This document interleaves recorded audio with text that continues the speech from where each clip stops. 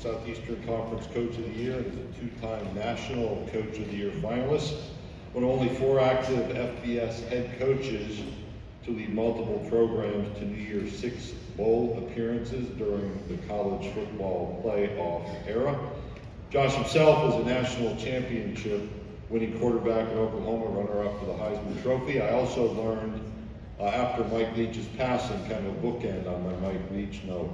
I bought the book Swing Your Sword when Mike was coaching, but didn't read it until after he passed, learning much more about a connection that I had read about in the media, the connection between Mike and Josh, Mike having recruited Josh to the University of Oklahoma when Mike was its offensive coordinator.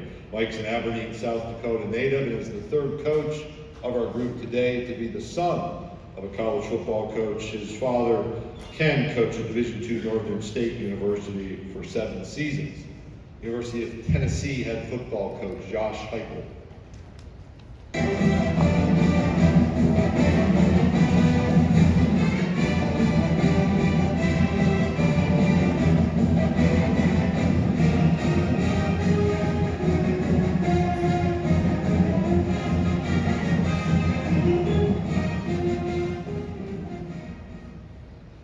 Hello everybody, I know I'm closing up shop here, but to everybody, I want to welcome you to Mid-State, to the city of Nashville. Hope you guys have had a great week here, enjoying some music, enjoying Broadway, and having some fun. This city and this area of the state, Mid-State, is extremely important to the success of Tennessee. It's a big part of our past success as well, and a lot of great ball fans and former players that call this place home, and so excited to see them. It's fitting that we're here today for SEC Media Days, our program, because in 44 days we get an opportunity to kick off against Virginia right here in Nissan Stadium. Looking forward to seeing everybody in Ball Nation show up in droves for that ball game. As I was getting ready for today, I started writing down some notes last night and really started to reflect just on the past 2 years and what has transpired inside of our program at our university, and where we've come in such a short amount of time. When I took over 2 years ago, there was so much uncertainty that surrounded our program in late January. And because of the connection and accountability and love and trust that we've built inside the building with our players and staff, we've been able to climb really relatively quickly. But to go back to that time, we were a program that entered that fall with only 65 scholarships. The uncertainty of an investigation that was taking place on our campus. I said in a room just like this 2 years ago that it would be a speed bump for the program, our football program. And a few days ago, we found out that certainly was the case. We've navigated it in such a positive way because of the leadership that we have. Phenomenal leadership on our campus, from President Boyd to Chancellor Bauman to our athletic director. We've been transparent and real and been able to close that narrative on our program and move forward. And I'm not sure that there's a better time to be involved. You look at the trajectory of this football program, what's happened over the last 2 years and where we're going, the energy and excitement that surrounds our building every day, the energy that surrounds our fan base, Ball Nation across the country, but also the success that's happening in each and every sport that resides inside of our athletic department. Phenomenal leadership with coaches and great student athletes that do things the right way. Our program has been player driven from the very beginning. You guys have heard me say that before. It always will be. I think great seasons, championship seasons happen because of the leadership and the accountability and connection that happens inside of the locker room. As I look back on our past success, that doesn't happen. I talked about the 35 guys that left our program through the transfer portal before or right after I took over. We had a lot of guys that stayed that first year, 65 scholarship guys. Those guys that chose to stay, that were connected and cared about the Power T, that 21 and 22 class, are going to be revered and remembered in an unbelievably unique way because they rebuilt the cornerstones of Tennessee football for the future. And that ends with an Orange Bowl win last year that we're certainly excited about. parlayed itself into the success that we've had in the NFL draft over the last 2 years. 10 draft picks over the last 2 years, one of the highest numbers in the country. Last year, 5 guys drafted in the top 3 rounds, which is second in the country. A lot of really neat things that are happening with their future inside of the game, but also what they're doing outside, the impact that they've had inside of our community. We've reset a team record every semester that I've been there. Last semester we finished with a 3.17 team GPA. Our kids are doing it right and having a lot of fun competing together on a daily basis. Fortunate to bring 3 tremendous ambassadors for Tennessee football here today. Joe Milton, Omari Thomas, and Jacob Warren. Omari and Jacob are residents of this state. They've grown up with the Power T being a symbol inside of this border. Joe obviously is a great leader and ambassador for our program. You know, the tough thing about only choosing 3 guys is you only get to choose 3. We have a lot of great guys that are great leaders inside of our program. They're a part of our leadership council. They weren't fortunate to be here. I couldn't bring with us, but they are also great representatives of our program. Really, a lot of special moments from a year ago. As we look back on the 22 season, a lot of special moments, things that our fan base will remember forever. The players inside the locker room will remember forever. At the same time, fell short of a lot of the goals that we had set for our program. And I'm really excited and proud of what our players have done since they've gotten back on campus in late January. Their ability to reset and refocus and be ready to go accomplish a mission together. Individually grow, but collectively get ready to go accomplish a mission. It's a group that's extremely hungry. They want more, they expect more, and we're certainly excited about embarking on this 23 season. Accountability and consistency in that has been one of the main things that we focused on this year. In this conference, you don't get any redos. You better show up every single Saturday afternoon or evening. You're going to play great players, great coaches, and you got to be ready for those moments at home or on the road. And through that, we've tried to increase our leadership and ownership from within our program. I talked about how important that is to me. I think that's where championship seasons lie. And the second thing is we've tried to become more physical. And when I say that, everybody thinks about the line of scrimmage, but it's really at every position and every person inside of our program, continuing to grow in that way so that we have an opportunity to be the most physical football team on the field every Saturday. A ton of excitement that surrounds our program. 71,000 season tickets sold. The energy is real inside and outside of our program. But as I said at the end of the bowl game, the best is yet to come for Tennessee football. Excited about this journey with this group of guys in this 23 season, and don't know that there's ever been a better time to be involved. So with that, I'm going to open it up for questions. If you have a question, raise your hand. Price, Arizona, or Alexis will get a microphone to you. Please give your name and affiliation and stand up.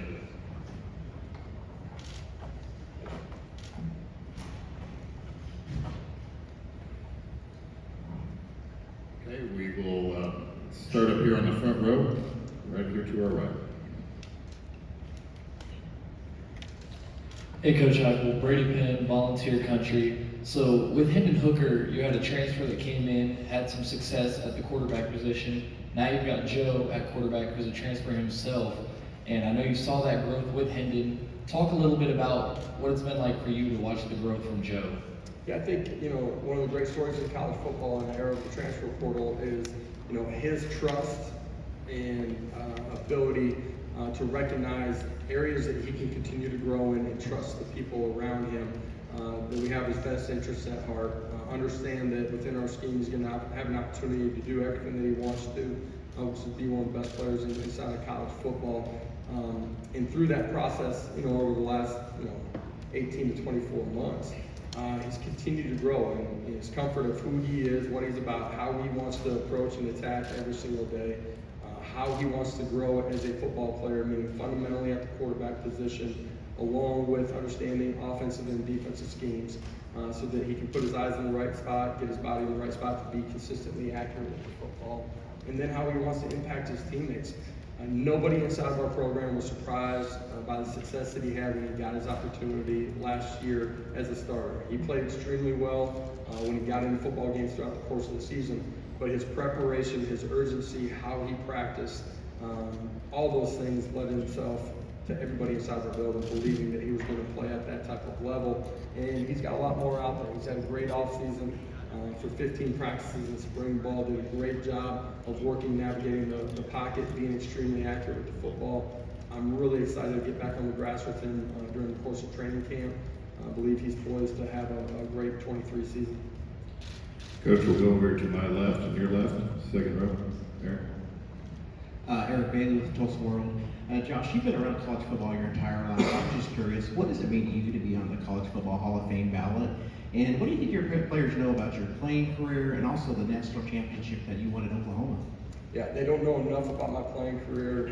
Day one of training camp, I'm going to make sure we put a couple highlights up there. None of them of me running around either, by the way. It's a great honor to be looked at in that way, to be on the ballot, to be potentially a part of the Hall of Fame. A year ago, we got an opportunity to recognize one of our teammates, Roy Williams, and got a chance to go in. Special player, had such a huge impact on the game, and certainly what we did there at Oklahoma. Those things only happen though because of the players that I got an opportunity to be in the locker room with every single day. Forever grateful to all of those guys. Everybody on the offensive side of the ball, the 5 offensive linemen, but everybody on that team. It was a special team, and it's certainly made a huge impact in my life. Part of why I'm up here today, to be honest, and so forever indebted to those guys, and very appreciative, but humbled by that recognition as well. Okay, we'll stay over on that same side on the aisle, far up. Hey Josh, Tyler Bowles here with the Oklahoman. A lot of Oklahoma fans, they remember your time very fondly and have followed you along as you become a head coach and watched your career. And I know that relationship with OU is a little complicated, but what was it like seeing Oklahoma on the schedule in 2024? Yeah, the relationship with Oklahoma really isn't complicated. I got nothing but great memories of the people and my time there. I certainly do. And it's a huge. I got a chance to talk about Mike Leach a few minutes ago backstage in the interview. And, everybody there helped shape who I am and where I'm at today. And still got a lot of great friends and teammates that live back there. So. The opportunity to go back to Oklahoma, I wish they were coming to Knoxville first, but I say that jokingly, but looking forward to that opportunity. That's a long ways down the road, man. Focused on 23, but that'll be a unique day in my career, obviously, to go back there. Coach, we'll go down the center aisle about 3/4 of the way back. Hey Coach, Christian Skelton with Fox Sports Knoxville. You've been able to retain your entire coaching staff aside from Cody Burns and Alex Golish since you've been on campus. How big is stability in your coaching staff for your program? Yeah, you try to create a culture that coaches want to be a part of. They feel like they are part of the process. You want to create a culture where families get a chance to be a part of the process as well. I grew up the son of a coach, and those are the greatest memories of my childhood. And so I think it's really important that they're a part of it. And if you do those things and you have the resources that we have at Tennessee, you're able to have some stability within your staff, which is vitally critical to your players. Them understanding what they're walking into every single day, not having to rebuild an entire relationship from the ground up. We've been able to replace those guys, and you want staff to grow too, right? Like Alex will do a great job down in South Florida. I want guys to get head jobs from where we're at. But guys aren't just leaving to take another job either. And so we've actually been able to promote from within because they were the right guys. There's so much consistency. All the things that we were navigating as you take over a program, and in year 1 and year 2, I think it was vitally important that we've been able to have that. And it's a big part of our continued growth this offseason here in 23. Coach, we're going to go in front of me about 3/4 of the way back. Yeah, Coach Joey Knight with the Tampa Bay Times. Could you expand on, you said you feel Alex will be a great head coach. What are his traits? Why do you think he'll be a great head coach? Competitive, willing to work. I think those are 2 traits that drive you every minute of the day to continue to help your program grow. You look at that, it's where the starting blocks are, in my opinion. And then he's got a great ability to communicate. And he's hired a lot of really good people. people. Some of them were in our building a year ago, some young staff that will be great coaches. So I'm really excited about where he's going to take that program. Coach will go straight in front of me, first row. Teresa Walker, the Associated Press. Josh, in these days, you're almost in a rare situation where you've got a quarterback you've had now going into your third season. He's been here. With the transfer portal, is it challenging, and how grateful are you that you're not having to deal with getting a quarterback up to speed out of the portal and get them up to speed in your offense all before the season starts? And how nice is it to have Joe in this situation? Yeah, it is rare that you're able to keep quarterbacks inside of your quarterback room. The days of having 4 or 5 quarterbacks consistently, I think those are probably not real anymore. Guys want to have the opportunity to play and compete early. I think it's rare that a young man like Joe is able to sit back and trust the people around him, that we have his best interests at heart, recognize the areas that he can and needs to grow in to become the player that he's capable of, and also know that if I stick this thing out and I compete hard every single day, I'm going to grow, and in what we do offensively, going to be able to do the things that I wanted to inside the college football landscape.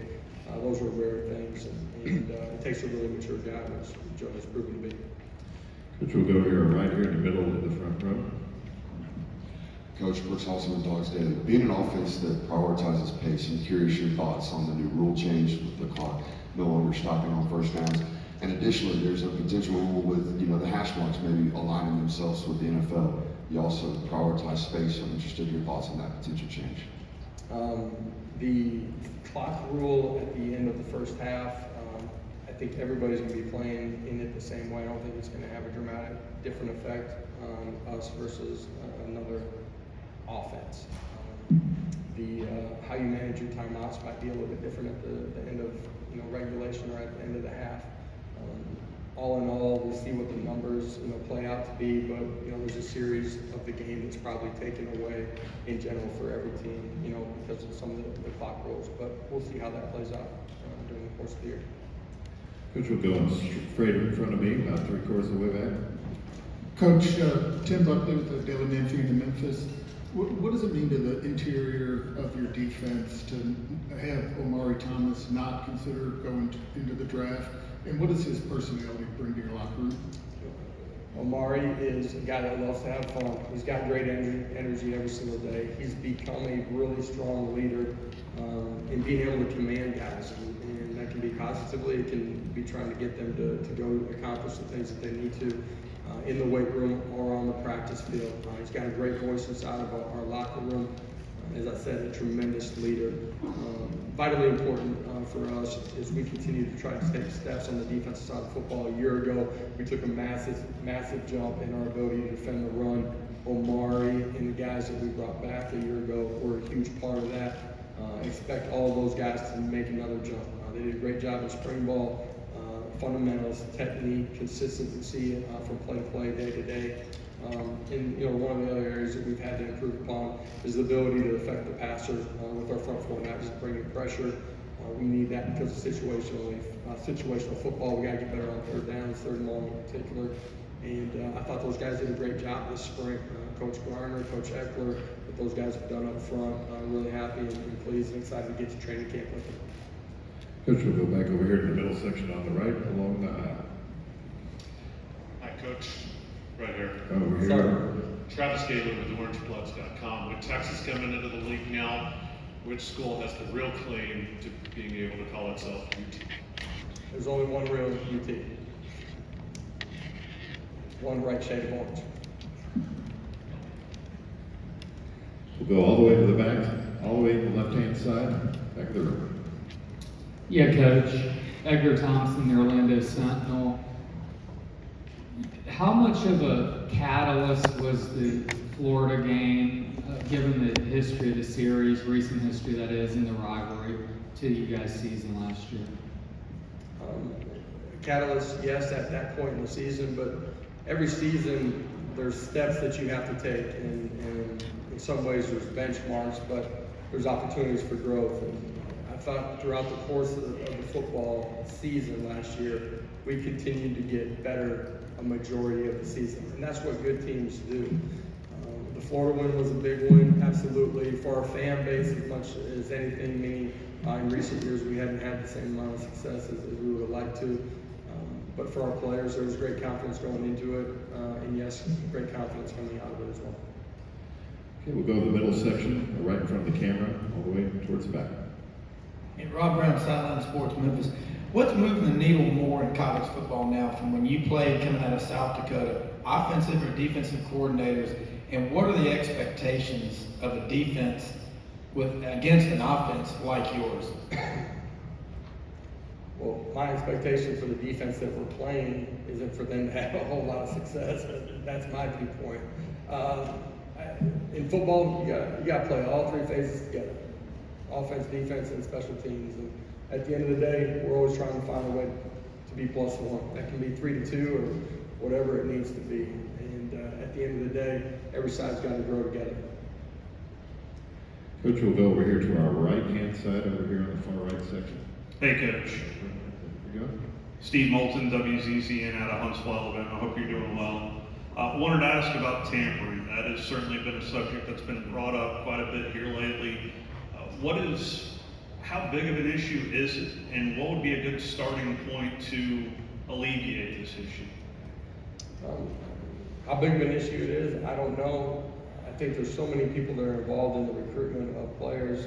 Could be high school coaches, could be workout facilities, 7-on-7 coaches, whatever. You know, there's so many different dynamics that go into it. I don't know how you stop the communication completely at any one point. So I don't have a silver bullet for that issue. Similar to a lot of other issues that maybe we're trying to navigate inside of college football, but there's a lot of smart people that are working on finding answers to those things. Coach, we'll stay on the same side over on the right-hand side in front of the SEC logo. Jacob Goins, ESPN 106.7 in Auburn. Besides wins on the football field, what's a goal or goals for you as a head coach at the University of Tennessee? Standard at Tennessee is to win championships. It's pretty clear. I think we're top 10 in the history of college football wins, first-round draft picks, bowls, bowl wins. The standard is to compete at the highest level and win championships. For us, that starts in the Eastern Division, which everybody knows that there's a lot of good football that's played in that division. Okay, Coach, we'll stay on that same side in the front row, right here. Coach Dan Harrelson, Ballswire. Speaking of recruiting, obviously it's a big part of the game. Ron Kelly mentioned this week that in the future he thinks AI will be a driving force for intriguing options. You know, trying to see what player profiles out there that kind of fit what you want to do offensively, defensively. What's your opinion on that going forward? AI is infiltrating in so many different areas, from business, I'm sure in sport too. Eventually becomes a resource probably for everybody inside of college football. You know how quickly that part takes inside of our program. I can't give you an answer on, but I'm sure that at some point it will. Stay in that section, 2 rows back, just right behind. Hey Josh, Andy Witchery with On3. The Knoxville News Sentinel reported that the Tennessee Attorney General may have used the NIL law in the state to threaten to sue the NCAA and prevent a bowl ban. I know there's a different regime, but what is it like to have the state AG behind the program and willing to support the school's athletics? Well, I said it earlier when I opened up in my opening remarks. Just our administration and their willingness to fight for innocent student athletes. I mentioned the 65 scholarships players walking in that first season because there was huge hurdles in our first 2 years to get to this point that we've had to climb out of. And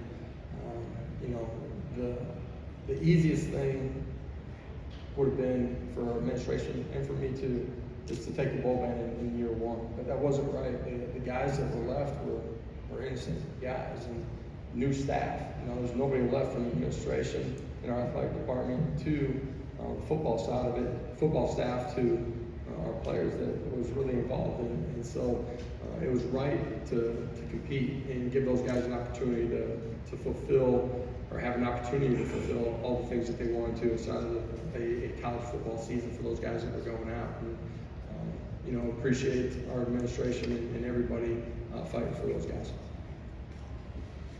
Okay, we have one right up here, Arizona. Come up right here on the front aisle, second row. Bob.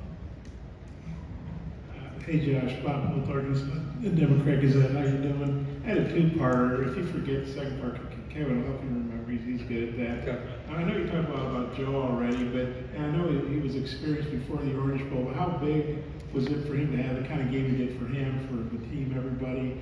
And then you mentioned the investigation, your opening remarks. How good is it just have that, some closure to that, and have it behind you? Yeah, for Joe, I think it was solidified all the work that he had put in, that he would go out and perform and play. It was proving himself right as much as anything. It wasn't proving anybody wrong. It was about proving himself right. And it was great for him. It was great for the guys around him to see that hard work does pay off and take advantage of your opportunities and be prepared when it comes. The second part of your question was what I'm going to ask. How it felt after it's been resolved. Yeah, the NCAA stuff, for our current roster, they really hadn't thought about it or focused on it very much. I can tell that in the way that the team meeting went after the news came out. I was out of town, so we had to do it virtually after their workouts, which was right after the news came out. But for how we handle recruiting, the guys that signed with us in the last 18 to 24 months that trusted what we were saying to them, the transparency, the dialogue that we had with them, it was unbelievably satisfying to get over that hump. You're not dealing with unknowns now. You're not dealing with other programs that are beating you up and in some ways sensationalizing what's going to happen. I was able to have great trust in what our administration was talking to us about. We were consistent and clear in that messaging to our recruits. And that's why we've been able to recruit at a really high level. But it's great to have it in the rearview mirror, not something that you're driving by all the time. Coach, we'll go right in front of my table here, second row on the aisle. Coach Heupel, Drew DeArmond, WZZN Radio, Huntsville, Alabama. I wanted to ask you about Squirrel White from my state. He had a big Orange Bowl, and you guys have done a great job developing Cedric Tillman, going on to the NFL, now Jalen Hyatt. Talk about his future, and he really kind of stepped up in that bowl game when both those guys didn't play. Yeah, young player that we knew was going to play at a really high level when given the opportunity. It's been great to see him grow from a quiet young kid that came onto the campus into somebody that's got a ton of personality and energy and affects his teammates in a positive way. Great work habits, as tough as they come. From day one, he's willing to stick his face into anything and be extremely physical and compete really hard. He's got elite speed, great ball skills, has the ability to be a great route runner. Anticipate him having a great year. You guys saw him perform extremely well in the Orange Bowl. Coach, we'll take one final question in the section in front of me, about halfway back on the aisle. Hi, Coach. Clark Brooks on 3 in SEC StatCat. Well, one of the sexiest aspects of your offense is that vertical choice. I think a really underrated aspect is the eclectic approach you have in that run game. Only 12 reps separated your most run concept from your 6th. Would you mind elaborating on how having that type of balance approach on the ground really does help facilitate things on the back end and help things come open? Yeah, I love your passion and energy for our offense, man. Might need you to bring me in on the recruiting pitch. I think people get caught up in the perimeter numbers and the quarterback development and the quarterback numbers that are put out there. Everybody that studies it understands that the secret to our sauce is the ability to run the football. Coach Ellaby and I have been together. I think we're going on year 8 now, 3 different stops. He does an unbelievable job from game plan to fundamentals to teaching overall scheme and concepts on the other side of the football. Our 5 guys continue to grow. Year 1 to year 2, we took a huge step. They play synchronized. In the tempo that we play at, the ability to communicate and get everybody on the same page, does an unbelievable job. So I appreciate you recognizing all those things. Coach Heupel, thank you for your time this afternoon. I appreciate it. Ball